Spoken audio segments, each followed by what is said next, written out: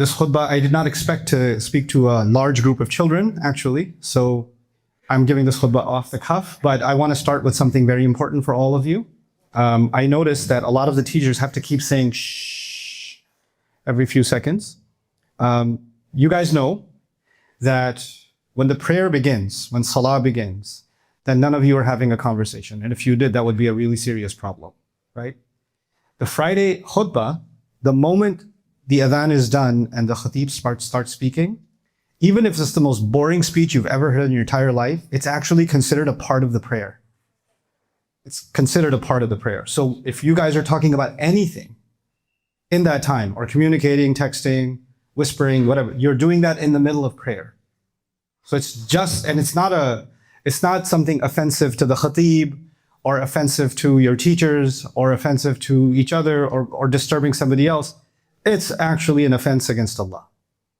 And it's better you learn that sooner rather than later, right? Because sometimes kids never learned that properly, and then later on, they become adults, and you'll find the khatib is giving a khutbah, and some adults are having a conversation with each other because they never learned it when they were kids.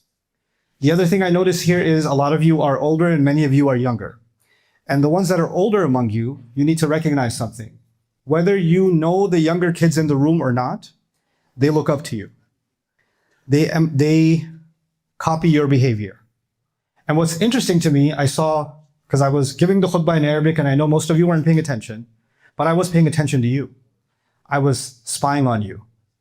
And while I was spying on you, I realized that the younger kids were actually far more quiet than the older ones. And the older ones were doing a lot of the talking, which means you're okay with setting that example for those younger kids. That's not okay. You need to become a better example for the other kids in the school that are younger than you. Even if you don't know them or you know them, you are, like it or not, a role model. Like it or not, you're always someone who sets an example. You know, in the society we live, in the world we live, everybody says, mind your own business.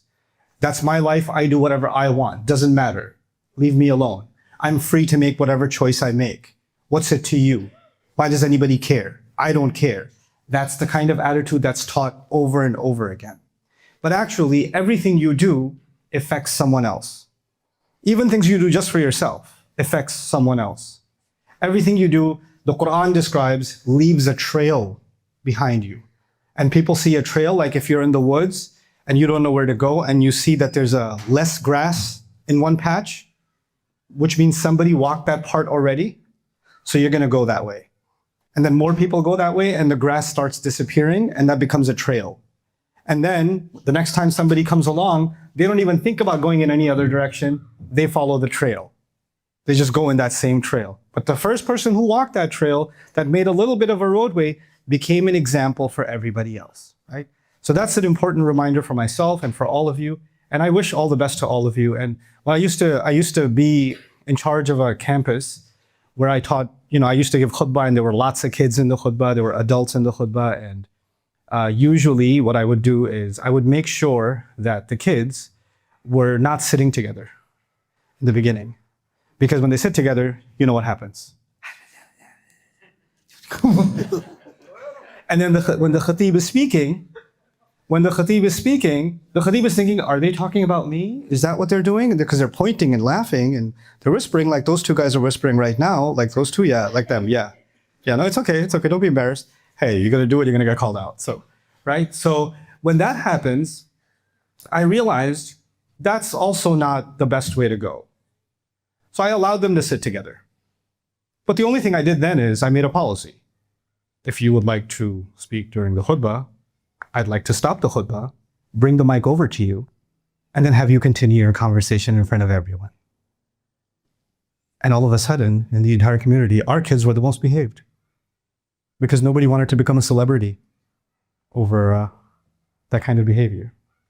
Anyway, the subject that I want to talk to you about today is actually, I think, very important for all of you and myself. When the Prophet ﷺ was giving his message, I think all of you know that the majority of people in the society of Makkah rejected it. They didn't want to hear it. They were not interested. And they gave lots of different reasons. One of the reasons they gave is that he's not rich. He doesn't have a lot of money. Also, he doesn't have a lot of followers. So one, he's not wealthy, and two, he's not popular. Because we only follow people that are either wealthy or popular. That's what makes someone worthy of being followed. Because when people see someone wealthy, someone with a lot of money, a nice house, a nice car, expensive clothes, you name it, right? Then they say, well, I want what they want. I want what they have. So maybe if I follow them, I'll learn their secret and learn to become like them. And then one day I can be wealthy too. Or when somebody sees somebody popular, they say, everybody likes this person. Everybody talks about this person. Nobody ignores that person. Whenever they say something, everybody listens. Everybody, is constantly keeping their eyes on them. And when they do one thing, they wear certain kinds of clothes, or they say something, that becomes a trend, that goes viral. Man, that's power. I wish I was popular. I wish I was an influencer. I wish I was a celebrity. Maybe I can follow them and learn some of their secrets and some of their tricks, and I can follow those tricks, and I can become a celebrity too. So the two things people wanted, among other things, the things that people wanted to, what's the reason I should follow someone? Because I want something that they have. And what are the two things that they had? Either wealth or fame, wealth or celebrity. That's what they had. And that's what people wanted to follow. So one of the reasons they gave for not following the Prophet ﷺ is that he doesn't have any wealth. Why should we follow him? What are we going to get from following him? Definitely not money. And clearly he's not popular. Even when people talk about him, they're criticizing him. They're making fun of him. They're humiliating him. They're yelling at him. They're kicking him out of places. They're threatening him. Why would I want to be a part of that? That doesn't sound like a smart decision. This was the logic. And then when people said, okay, well, even if he's not popular and even if he's not wealthy, why don't you pay attention to what he's saying? Because the Quran is the truth. And if a homeless person is saying the truth or a billionaire is saying the truth, that doesn't change the fact that it's the truth. The truth doesn't depend on how popular you are or how unpopular you are or how wealthy you are or how poor you are. The truth is just the truth. So why don't you just follow the truth? They said, no. The truth is great, but لولا نزل هذا القرآن على رجل من القريتين عظيم. How come this Quran didn't come down to one of the celebrities? There are lots of wealthy people. If this Quran is really that important, it should have come to a billionaire. It should have come to a famous person. Then we would have even given the time to listen to it. Like nowadays, it could be that you're, on YouTube, you're following somebody, you're following Mr. Beast or something, or anybody, right? And you look at how many followers they have or how many views they have. And then you look at that and say, okay, you know what? This is a person worth following. Then you see another channel that has 3 followers and 2 views on a video. You're more than likely not to be the 3rd viewer. You're not going to watch it. You look at somebody else, they've already seen 1 million of these, that must be worth watching, right? So that's this kind of thinking. It's not just, in that ancient time, it's forever. That lasts forever. And what happens then is the people that are the most popular and the people that are the most wealthy, in a way, they start replacing the religion and they start replacing prophets. The whole purpose of prophets is to follow a way. But now, wealthy and famous people show you the way to follow, the way to dress, the way to talk, the way to make your money, the way to spend your money, the way to look. They're setting the standard. So who needs prophets when you have these two? Right? That's what happens in many societies. Now, when that happens, I'll tell you an interesting story. I was in a country, I won't name the country, and I met a few celebrities. These were not celebrities that had, 100,000 or 200,000. They had maybe 30 or 40 million followers online. In some cases, 100 million followers. So they're pretty big. And some of them were in the movies. They were actors and actresses. And I was talking to one of them, and she's extremely popular, and like girls in her country go crazy over her, and they're dying, like they have her picture on their wallpapers, all kinds of stuff, right? And she has all these endorsements, and she's super famous. And she said, can I talk to you for a minute? I said, sure, let's have a conversation. And she said, I feel really depressed and sad and empty inside. I said, why do you feel empty? There's like 100 million people that want to be like you. The biggest dream in life is they could be you. And you're depressed, you're sad, you have everything that all those millions of girls want. You have it all. Why are you sad? And she said, all of this is just fake. All of it, it's just empty. It doesn't give me anything. It doesn't mean anything. People think it's so amazing when you get here, and I used to think it's amazing too before I got here. Once I got here, I realized you have no real friends. Everybody only cares about you superficially. Nobody even sees you as a human being anymore. Nobody actually cares about who you are as a person. Everybody you talk to, you can't even have a real conversation with them, because if she has a conversation with one of her friends and shares something personal about herself, or a sadness or something that happened in her life, then that friend will turn around and say, you know what? I got the inside gossip. I got the tea on this celebrity. They told me in a private email. They told me in a message. And she can't even share anything with anybody because everybody's going to snitch on her. Because if they have, I know the inside story on this celebrity, they'll go viral, right? So everybody wants to be around her only to take advantage of her, not to even see her as a human being. So it looked really cool from a distance. But when you get there, and I was like, do you have any real friends? She goes, I don't have any real friends. Do you trust anybody? I don't even trust my parents now. That's how paranoid she got, right? What happens is those same people, from a distance, they look like they have everything. But actually, they don't have anything. And from a distance, prophets look like they don't have fame, they don't have money, they don't have anything. But actually, they have everything. They're the ones that have everything. This drama will go on in this world. Lots and lots of people in the world are going to follow celebrities and wealthy people, one way or the other. Kids, adults, you name it. And eventually, a time will come where our life will end, and we're going to be standing in front of Allah. The Arabic part that I was reciting in my khutbah today, I was reading something from Surah Al-Baqarah. And Allah is talking about what's going to happen to people who followed those celebrities and followed those wealthy people. Now, because on Judgment Day, everybody's gathered together, right? And on Judgment Day, you're not a celebrity anymore. You don't have security guards around you. You're not up on stage and everybody's trying to talk to you. You're just another person like everybody else. Equal. All in trouble at the same time. You're not a billionaire anymore. Your money's gone. Your cars are gone. Your security's gone. Everything's gone. You're just another human being like everybody else. So they're standing there and their followers show up. There's a celebrity or a wealthy person standing there on Judgment Day and their followers show up. We followed you our whole life. We were listening to everything.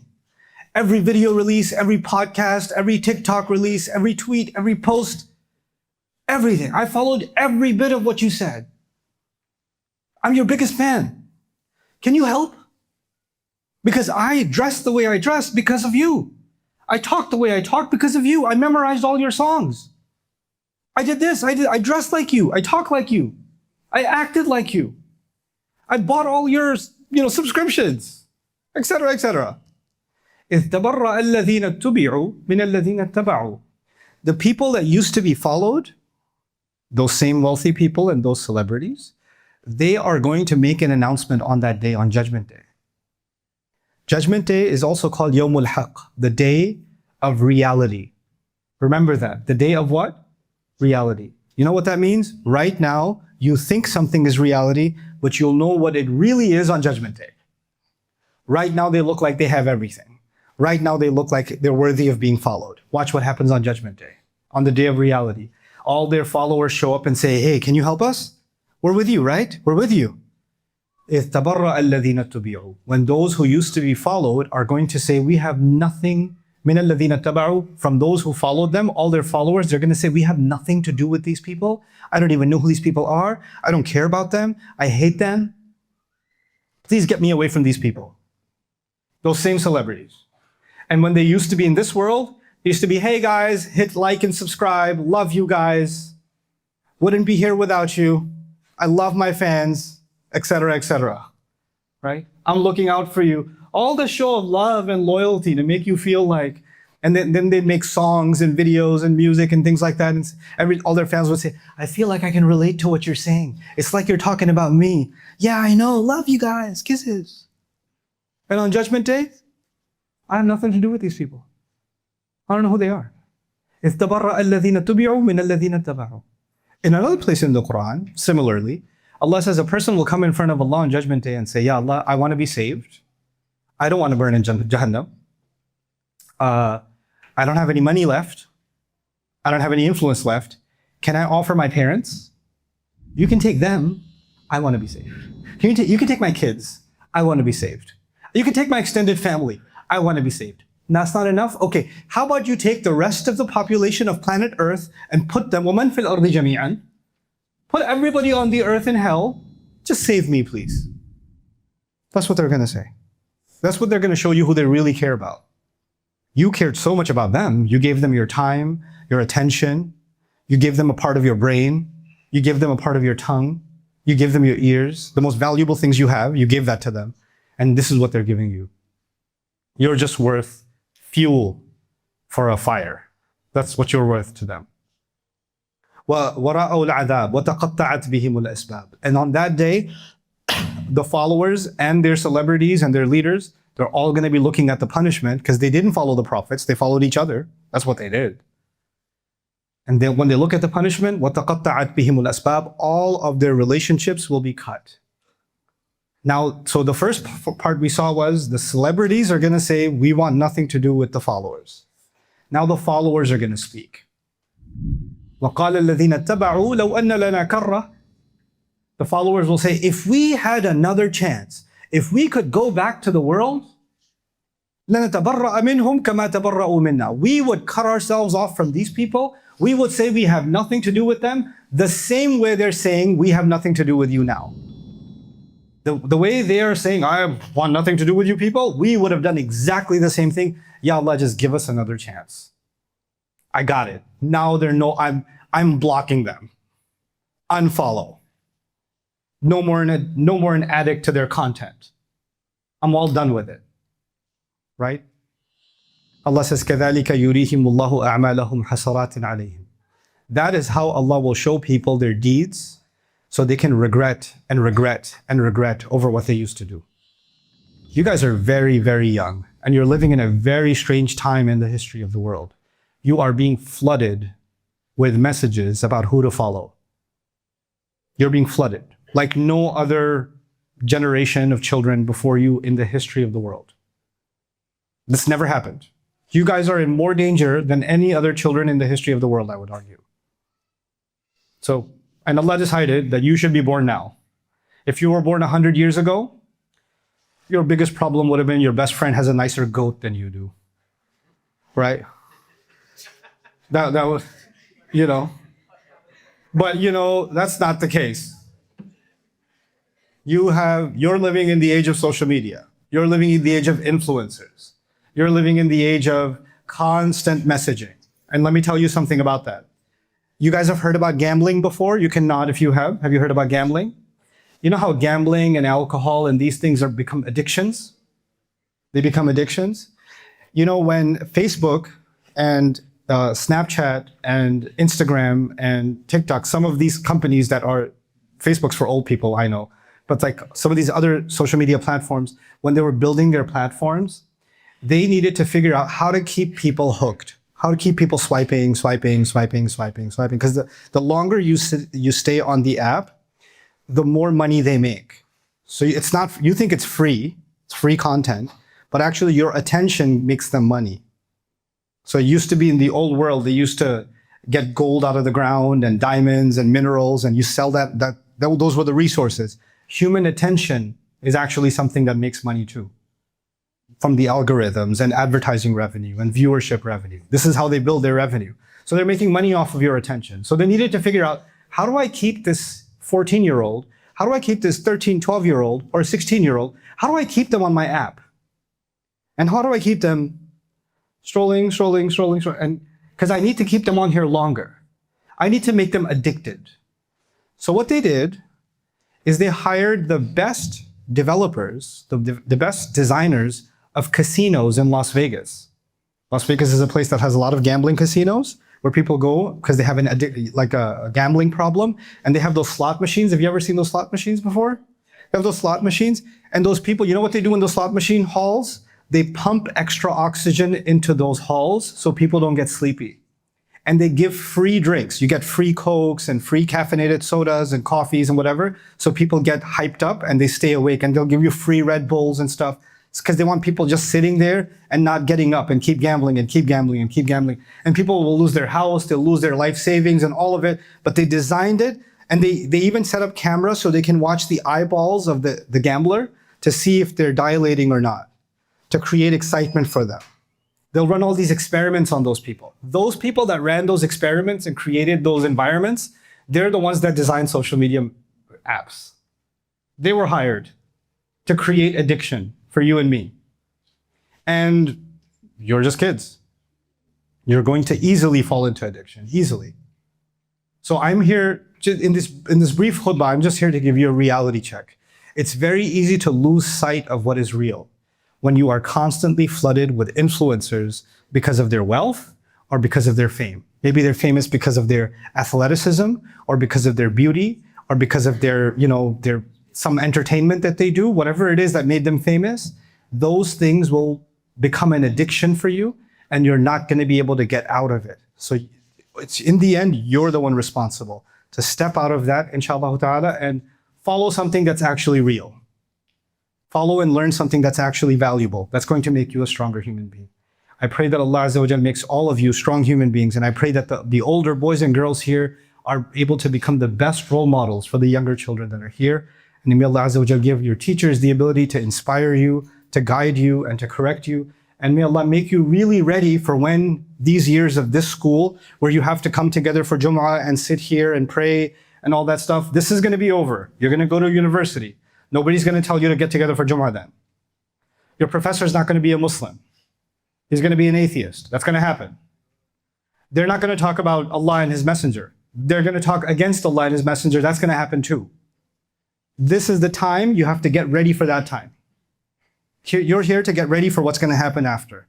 So I pray you make the most of this time and you're prepared for the world, because Allah decided, Allah who knows everything and has all the plans, Allah decided that you kids are the best, most smartest, most capable children to handle this most dangerous time in history.